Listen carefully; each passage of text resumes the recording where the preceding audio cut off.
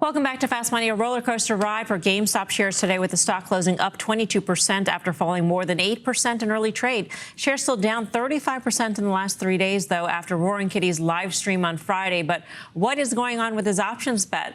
Baycrest Managing Director David Boole joins us now to break down the action. David, what do you think? Well, it's always interesting in GameStop stock and GameStop options. Like you said, the stock was up 20% today. This follows on the heels of multiple 40+% moves last week. And so when I'm looking at GameStop options, the June options are pricing in about a 20% move every day. So these are actually normal moves based on the way the options are priced. Now, of course, there is heavy open interest in the YOLO type calls, the very far out of the money calls. Those are incredibly expensive, even more expensive this time around than in January of 2021. But this up 20%, down 20% moves we're seeing are about normal based on the way the options are priced there right now.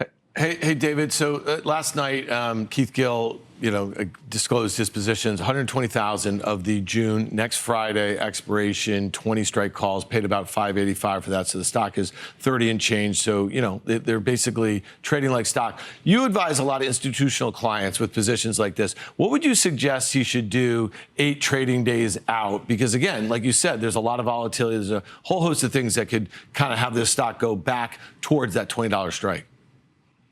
So as you mentioned, he controls apparently 120,000 of these calls, which are equivalent to 12 million shares of notional. Add that on to another 5 million shares. That's 17 million shares. That's essentially trading like stock that he controls 17 million shares of right now.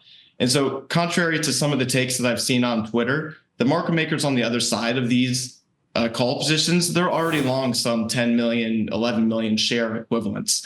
So there's not going to be some phantom stock that needs to be created if he does go ahead and exercise those calls from how I see it. Where I do see some institutional investors finding some opportunity is on the modest upside. Those very far up 50%, up 100% out of the money calls are priced so expensively that the up 20%, which is a modest move for GameStop, range of that part of that distribution is priced very attractively, and I'm seeing some investors take some bets there. Wow, David, thank you, David Boole, Baycrest.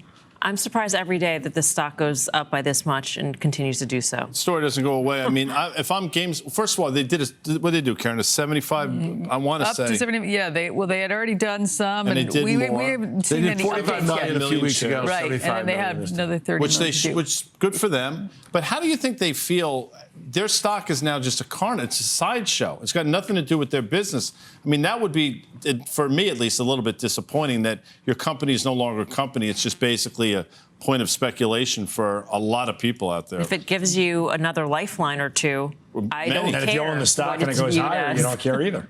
Yeah. It's becoming a trading vehicle. It's not becoming, it is a trading vehicle. And then sooner or later, they'll invest in something or they'll die. Yeah. All right.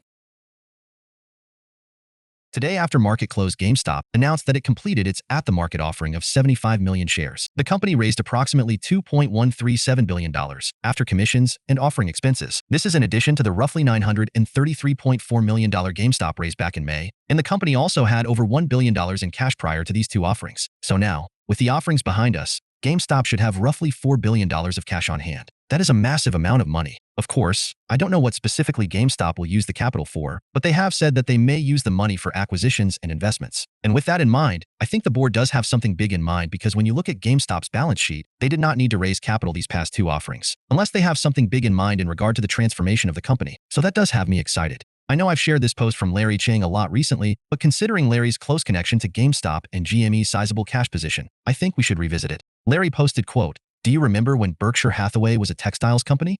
American Express was an express mail business? Nokia was a pulp mill? Samsung was a grocery trader? Marriott was a root beer stand? Instagram was a check-in app? I don't. Businesses evolve. Other examples? Now the question is, what will GameStop use the capital for, and what will the company become? Of course, I don't know for certain. As I've shared recently, I think GameStop should consider entering the video game publishing business. They could provide publishing services to up-and-coming indie devs. They could acquire a AAA studio with a proven track record and start publishing their own games. Or perhaps they could do a combination of the two. If GameStop were the publisher of a game, they would keep a much larger percentage of each game sale, and they could also offer customers GameStop exclusive benefits. If GameStop were the publisher of a major release, they could make the game only available at GameStop for the first week of its release. Or perhaps they could offer customers a discount on the game if they purchase it directly from GameStop instead of from other retailers. That's one idea of something GameStop could do to transform its business model. Another option I've heard many people suggest is that GameStop should go the direction of Berkshire Hathaway and become a holding company. That is also a viable option. Look, I don't know what GameStop will become in the future, but this company means a lot to me and I want GameStop to survive, thrive, and ultimately to be around for many years to come, and I'm excited for what the future holds. And regarding the financial markets, what individual investors want is simple, and nothing we're advocating for is beyond the realm of reason. Individual investors want a free, fair, and transparent stock market. We want large institutions to be held accountable for their actions. We want individual investors to have access to the same real-time data from exchanges' better private feeds, which is currently only available to the large firms on Wall Street. We want short sale data to be reported in real time. We want an end to excessive amounts of failures to deliver, and we want entities who fail to deliver on their obligations to be held accountable. We want an end to payment for order flow due to the insane conflicts of interest it creates. There's a reason why so many other countries have already banned it. We want the exchanges to be not-for-profit utilities as they once were. The exchanges becoming for-profit ventures has created so many conflicts of interest at the expense of individual investors. We want increased competition among market makers, and we want all of individual investors' orders to be routed directly to lit transparent exchanges rather than opaque alternative trading systems known as dark pools. Ultimately, it's simple. What we want is a stock market that offers a truly level playing field for all investors. Please leave a like on this video so more people will see it. And while you're down there, please consider subscribing. It's free, and you can always change your mind. Thanks for watching, and hopefully I'll see you in the next video.